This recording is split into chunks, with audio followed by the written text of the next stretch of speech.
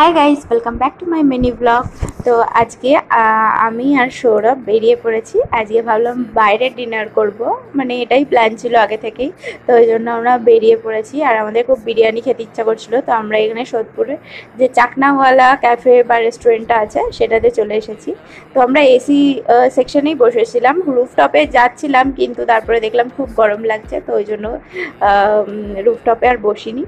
তো এই যে ক্যাফের একটা গ্লিমস তোমাদের দেখিয়ে দিলাম, আর এখানে সৌরভ অর্ডার করছিল আর আমরা এখানে একটুখানি ভিডিও তুলছিলাম আর কি, যতক্ষণ না খাবারটা আসছে।